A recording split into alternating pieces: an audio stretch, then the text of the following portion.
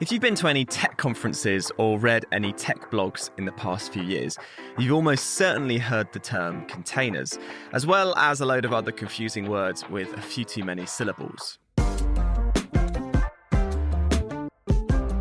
So historically, when containers were first started to be used, they were aimed at very stateless applications. That's Chris Ibbitson. I'm Chris Ibbitson. I'm a chief technologist focused on the financial services industry, in particular helping organisations understand how to leverage hybrid cloud technologies such as containers, Kubernetes, etc. Today, we're going to be exploring containers from the ground up to explain the what, the where, the how and the why of this small but mighty innovation. We're going to be asking, what are containers and how on earth do they work? How can organisations get to grips with this quickly evolving innovation? And why are incumbent banks and Pokemon Go a lot more similar than we ever anticipated? All this and much more. I'm Michael Bird, and this is Technology Untangled.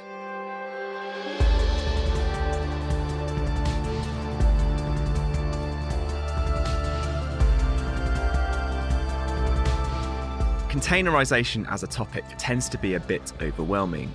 There is a huge amount of information out there about something that is, at least on the face of it, pretty tiny.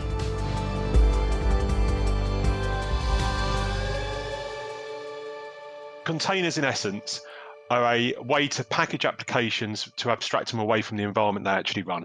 By decoupling the application in this manner, you can kind of deploy them easily and consistently, no matter where you're looking to run them. So whether that's in a data center, on the public cloud, or even on a developer's laptop as they're developing.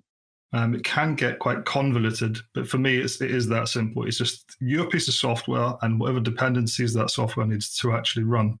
Stuart Anderson there, the technical lead for containers and data platform for PointNext in the UK and Ireland. If you have a piece of software you've written that requires the Microsoft.NET Core framework to run it, you need your own software plus whatever the Microsoft.NET Core framework is, about 100 megabytes, I think, for the lightweight version. So that's very simply an example of a very small container. You package the software and all the containers code and their dependencies into a container image. That is then deposited in a container registry, and then containers become containers at runtime. So when you push that container image onto a container engine, and if you've got loads of containers, you kind of want to run them in an industrial manner using an orchestrator such as Kubernetes. Well, if, like me, you're already scratching your head over some of this, then do not worry. We're first going to wind it back with a little history. Containers are considered to be a relatively new innovation, but the concept has been around since the 1970s. When you look at the technology landscape then, so mainframe systems, Unix systems, and they were used then for very similar reasons for what we want to use them today, to abstract away from either underlying code or underlying hardware and enable an element of portability. That said, containers as we recognise them today really only kicked off in the late 90s. If we go back to the 90s, we were very much in the client-server era. So organisations were starting to leverage non-mainframe technology and moving away from maybe just using large Unix systems all the time to leverage computers or servers that run microprocessors. So to think what we actually all use today. And so they were looking to use servers to run applications on. And typically, to avoid issues with those applications, businesses would have a physical server or sets of physical servers dedicated to a single application.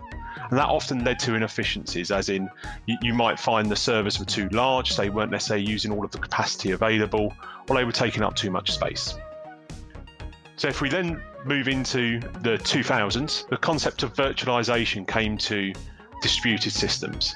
So this allowed an organisation to deploy a hypervisor onto a physical server or sets of servers that in turn could host many virtual machines.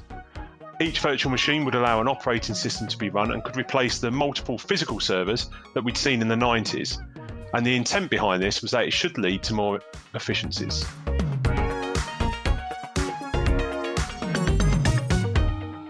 Around the same time that virtualization and virtual machines came to market, container technology made its debut on Linux.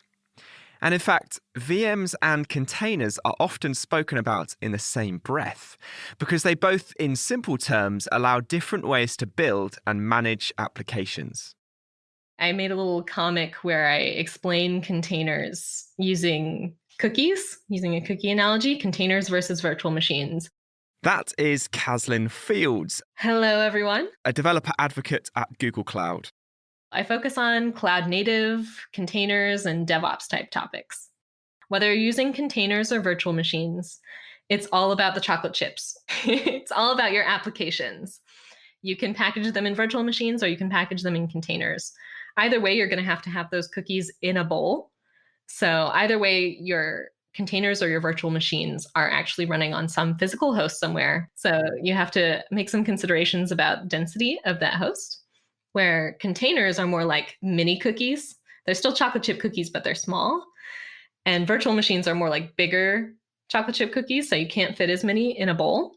And that's because virtual machines are virtualizing the hardware, and they also have a guest operating system, so they take up more resources. Whereas containers are this lighter weight concept where they're not doing all of that virtualization. Thanks, Kaslin. Although I do now really want to eat some cookies. Virtual machines were an easier sell, partly because containers were just so tricky to handle. The game changer came in 2013 when the Docker open source platform hit the market, bringing containers into the mainstream. Docker arrived 2005-ish, but really in earnest in about 2008. And they made it really simple. They greatly simplified and standardized the methods for creating containers, for deploying them, and for running your applications inside them. So that kind of opened it up a bit to the masses. But doing other stuff with them and orchestrating them at scale was still a difficult thing. So if I wanted to have my application, I actually want to run 10 instances of it, let's say. And if one of them fails, I want another one to come up in its place to make sure I always have 10. Managing that kind of state and orchestrating the system so it behaves in a really consistent manner, Docker doesn't really do that. Docker simplified the way containers were created and run, but deploying and managing them at scale was, well, next to impossible. Enter Google with Kubernetes. The concept of Kubernetes comes from Google Borg. Docker kind of made containers new and exciting, and everybody wanted to get on board the container train. But Google saw that opportunity and created this system to run containers at scale before it was cool, you could say.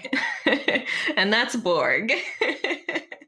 So it has a lot of similar capabilities to Kubernetes, but it was before a lot of the modern ways that we use containers today. So containers started to be popular, and some folks at Google, Joe Beta, Brendan Burns, and Craig McLuckie, they went this path of creating an open source project that kind of emulated what they were doing with Borg internally, and that was Kubernetes. Kubernetes was developed to take on the logistics challenge of containers, referred to as container orchestration. Imagine a cookie factory.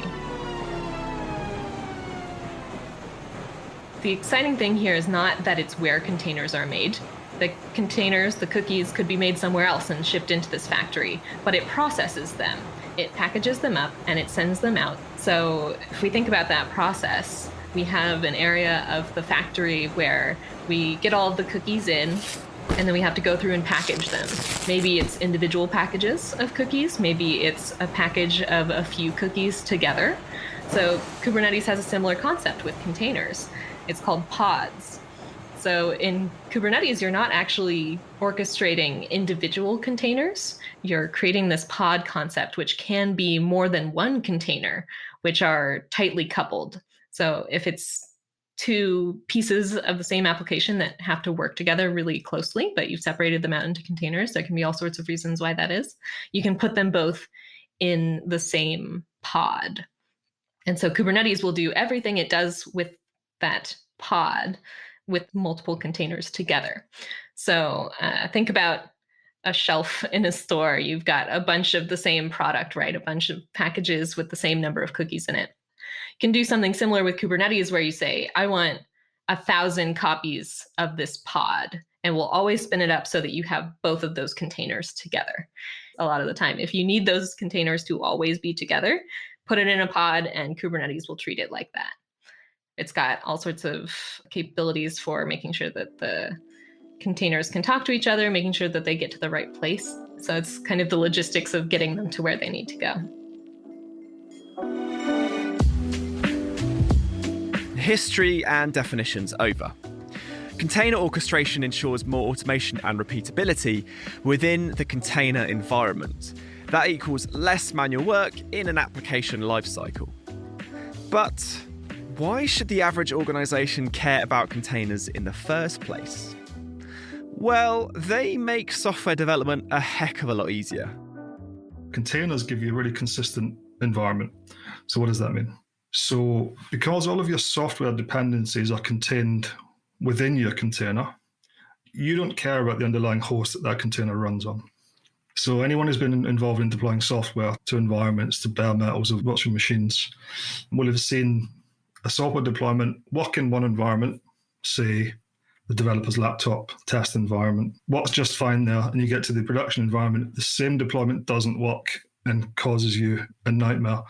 So a lot of organizations have quite complex and resource-intensive delivery mechanisms because of this fragility that is involved in deploying software to environments that are susceptible to that kind of change. Containers don't really have that. So they give you this really consistent way to say, if it works on my laptop, I know it's going to work. That level of consistency is one of the big advantages of using containers, kind of full stop. Those same properties that give you that consistency make them really portable. Another thing might be density. So because containers are a lightweight way of packaging your software up, you can run a lot more on your host infrastructure. So you get a lot higher utilization and efficiency on the resources that you're actually paying good money for by deploying them in this way. I guess in general, containers are synonymous with, some of this buzzword bingo stuff, creating scalable, decoupled microservices. It really means that it makes your software easy to deploy, easy to scale, easy to upgrade, and essentially getting your software out faster, cheaper, and more reliably. And a lot of our organizations we work with, their software is their business.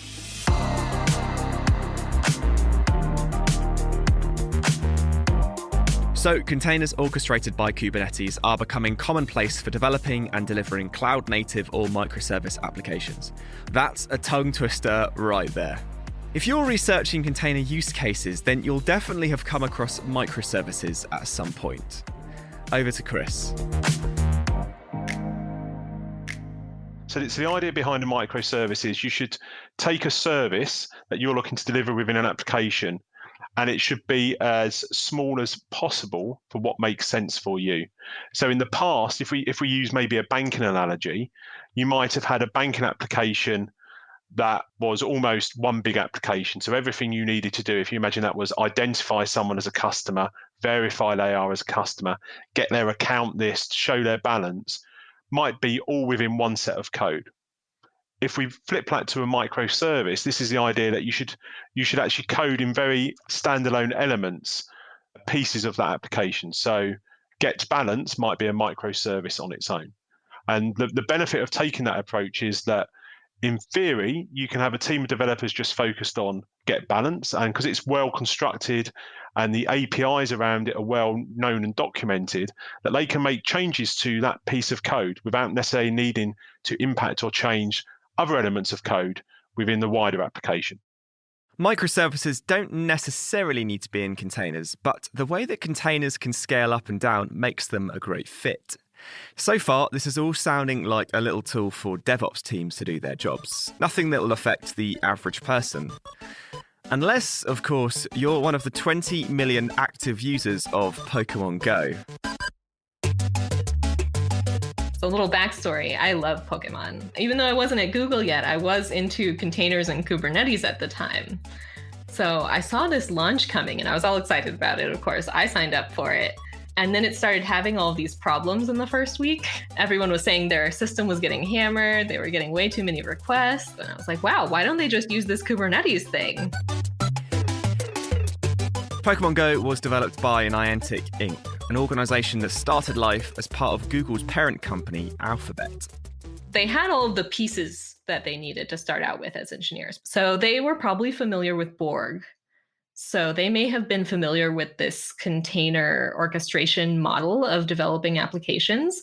They may have had some knowledge about how Kubernetes works too. They might have had some people who helped develop the open source project. They probably knew some things about the container types that were popular then, which would be Docker.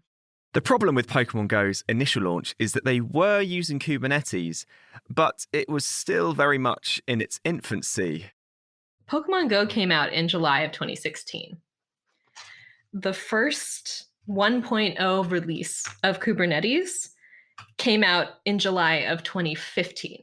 So they are using a technology that is 1 year old to do this. It's amazing. And not only that, they are using GKE. So this is Google's managed Kubernetes service. They're using an open source technology that is 1 year old. I wonder why they had problems. Downloads grew exponentially, and Niantic were caught off guard by both the sheer volume of traffic and the massive challenge of vertical and horizontal scaling, due to the fact that everyone wanted to go out and catch Pokemon. If you were talking about this story in a world where containers and Kubernetes didn't exist, imagine they had to do this in a data center where if they ran out of capacity, they ran out of capacity and they weren't going to have it for several more weeks, right?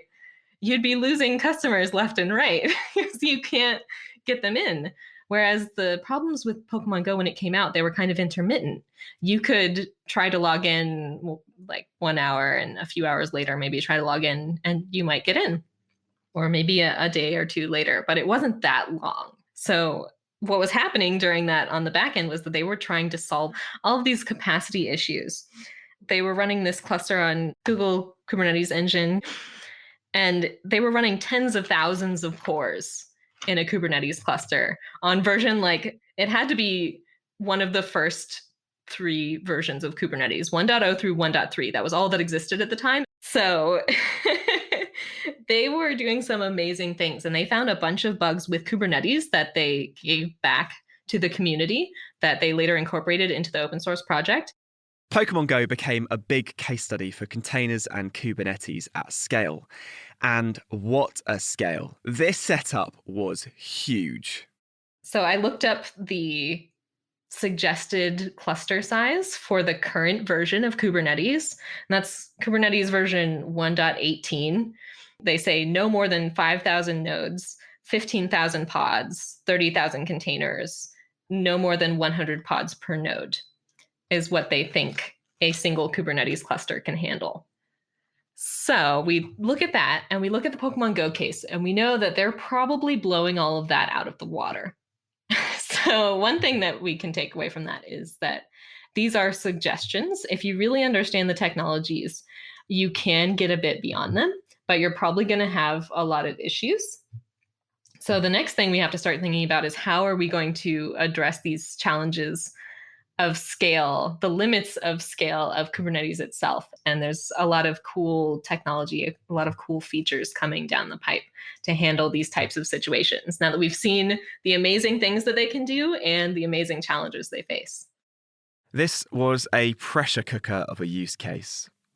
By collaborating with Google, Niantic helped iron out the kinks that fed back into the versions of Kubernetes and Google Container Engine that many organizations are using today. So even though the Japan launch was 3 times the size of the US launch for Pokemon Go, they were able to do that launch without many major problems. Niantic saw this flood coming and they said, hey, Google, we're using your cloud to run this mobile application that's getting an amazing amount of traffic that we didn't expect. We really need your help making sure that we can serve our users during this trying time.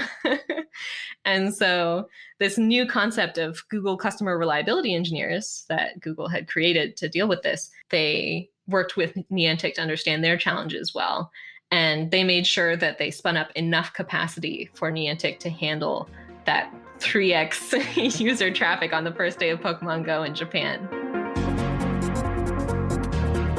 Now, spinning up capacity for worldwide deployment isn't just the reserve of gaming. As Stuart explains, containerization was the key that helped a UK-based fraud detection platform go international. They look for fraudulent activity between transactions. So if one account is clearly being leached from, or it's leaching from many accounts, or there's clear cycling of money going between accounts, you get these pictures of what fraudulent activity might look like. So that was a UK system that they built, very, very successful. But then they realized, okay, well, this is valuable all over the world. Anywhere where we can see the bank transactions, this kind of fraud detection modeling is applicable. The challenge this organization had is, okay, well, this is all built in our data center, all custom built. How can we run this? How can we create the system in such a way that we can deploy it globally, we can deploy it quickly, and that we can onboard customers in a kind of frictionless manner? We implemented a container platform for that customer. We defined everything as code, so the infrastructure build as code happens to be in Microsoft Azure.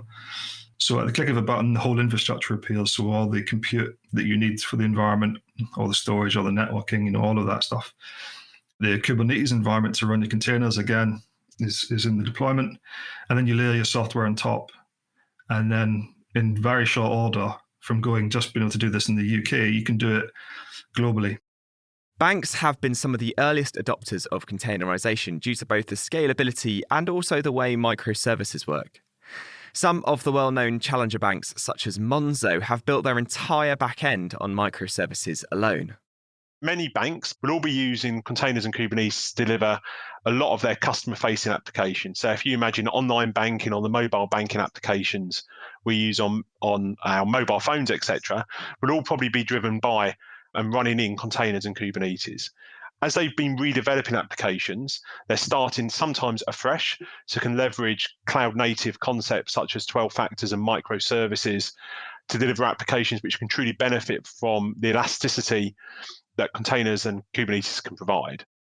The term cloud native is used to describe container-based environments such as Kubernetes, but it's really more about a mindset. 12 factors is a common set of principles or methodology that the community has agreed, so it hasn't really come from one organization, on what good practice looks like for developing cloud native or microservice applications. The 12 factors and cloud native concepts are well worth reading up on, and you can find more information linked in the show notes. The fact that banks are using containers goes to show just how far the technology has come in such a short amount of time. In the past, containers had a pretty bad reputation when it came to security. Chris and Stuart explain why. One of the drawbacks is that, as well as one of the positives, with containers, you can rapidly scale them. So you can go from having one container to having hundreds deployed very quickly. But because a container is based on a container image, if you get that container image wrong, so maybe you haven't scanned it for vulnerabilities, you've got bad code in there, malicious code, you've multiplied that vulnerability impact very rapidly. I think it's partly just an abstraction problem. I think VMs had the same problem way back when. These environments are getting more and more abstract. There's more and more layers to the things that you're composing inside these code bases. You'll get challenges emerging straight away if you're just going to use your existing security policies and checklists. These won't scale or work with containers. You very much need to reevaluate them to make sure that they're appropriate. People are getting more and more comfortable now because there's more and more security standards coming out. So the Center for Internet Security have Docker standards, they have Kubernetes standards, they have operating system standards, they even have cloud environment standards now. There is now good security tooling as well. So inside your container environment, for example, you could run Twistlock or Black Duck. There's a whole lot of these fairly sophisticated security tools that you can run inside the container environment to look for security vulnerabilities, to look for intrusion. Really early on, when these tooling didn't exist, it was a bit like the Wild West, but it's getting much, much more mature now. As with most new technologies and technological advances, you shouldn't just be considering the technology as the only success criteria.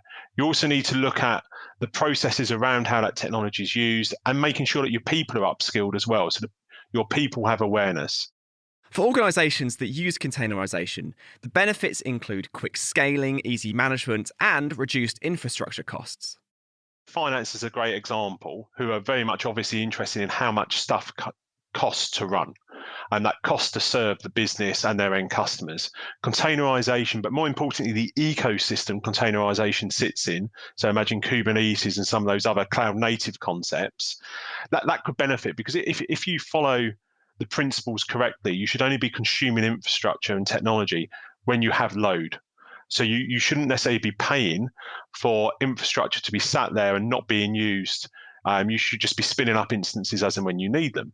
So obviously for a finance department, containerization could benefit them in that you'll be running the organization much more efficiently. A second benefit may be towards the wider organization rather than just the technology organization, could be that it helps drive agility. So the fact that you can start to leverage, if you're using the wider ecosystem of Kubernetes and developing into those tool chains of continuous integration, continuous deployment, that can help you as a business release change quicker, which might be the differentiation between some of your competitors. So the ability to release new functionality maybe in applications your customers use, which generates revenue, but by adopting containers, that can act as one of the foundations to enable you to introduce that change and that new functionality quicker, thus being more agile in the market and maybe generating unique selling points for you as an organization. As containerization matures as a technology, it sounds like it's going to be a big win for all kinds of organizations. So should organizations take note? Or to put it another way, should they crack out the chocolate chip cookies? I think IT departments should absolutely start to evaluate what adopting new architectures and capabilities such as containers mean for them. If you've already started utilizing cloud experiences and you've already got modern applications written in a cloud native approach, then absolutely, if you're not already utilizing containers and Kubernetes, you should start evaluating them now. However, if you haven't decided if you want to use the cloud or not use the cloud, and your applications are maybe written in more traditional methods, and you follow more traditional software development lifecycle approaches, then you actually might want to take more of a step back and take a wider look at how you consume and deliver technology before jumping straight in with containerization. So in a lot of businesses, you're talking about re-architecting things that already exist into this brand new model, and that can be really challenging. If organizations don't work in this way today, one of the big things we like to talk to them about is, well, are you in a position where you can operate an environment like this in the future? So if today you just run a virtualized environment and you have these really clear pillars of who's responsible for what in your organization, if you put a big container platform in, some of that operating model doesn't work anymore. So getting ready for that kind of change is a lot of the work that we do with our customers we work with. The benefits are clear for many organizations, and you can often game the finances to your advantage if it's cloud-based, kind of true hybrid IT stuff as well. The good news is there are plenty of places where organizations can find out more about containerization, from webinars to conferences to blogs and podcasts, many hosted by Google and the wider open source community. You can check out some of our favourite sources in the show notes. Containerization is an exciting, dynamic and relatively young innovation, so how it matures over the next few years will be an amazing evolution to watch. I think we'll start to see the use of containers and orchestrators emerge outside of the data center and the cloud much more. So for instance, I think we'll start to see much more edge use cases, and that edge could be many different locations. So that could be whether it's related to driving Internet of Things use cases or maybe telecoms at the telco edge. We'll see over the next few years that every customer that we work with is going to be asking us, okay, they used to ask us a lot, can you help us with the cloud environment? And now it's much more, can you help me with my Kubernetes environment, my container environment? So for me, it's all about adoption over the next few years. Containerization is often touted as the next big thing. So I put it to our guests. Is containerization the trend that will define the 2020s? I think it will. Certainly for larger organizations. If your software is key and getting it out in a reliable manner is important, and changing it frequently is important, and your customers depend on it being reliable and resilient and scalable and all this kind of stuff, it just is the way to do it properly. As I say, Kubernetes is only 5 years old. It's just going to mature into the next few years, and certainly towards the end of the 2020s, you would assume. If you couple containerization with Kubernetes for orchestration, with the benefits that applications that are following those cloud native principles bring, along with the elasticity and the ability to drive infrastructure as code that you get with that whole cloud experience, then I think that maybe you do have the capability to really help organizations drive further agility. And then it might be seen as maybe this decade's maturing big innovation. You heard it here, folks. Containerization is right here, right now. And as adoption increases, so too does its importance as part of tech's bright new frontier. Now, if you'll excuse me, I've got to go and catch myself a Charizard. You've been listening to Technology Untangled, and a massive thanks to today's guests for joining us, Chris Ibbitson, Stuart Anderson, and Kaslin Fields. You can find more information on today's episode, including Kaslin's brilliant containers and Kubernetes comics, in the show notes. Make sure to hit subscribe in your podcast app and join us next time, and we'll be tackling the new frontier of networking and compute on the ever-changing edge. Today's show was written and produced by Isabel Pollard and was hosted by me, Michael Bird, with sound design and editing by Alex Bennett and production support from Harry Morton, Thomas Berry and Alex Podmore. Technology Untangled is a Lower Street production for Hewlett-Packard Enterprise in the UK and Ireland. Thanks for tuning in, and we'll see you next time.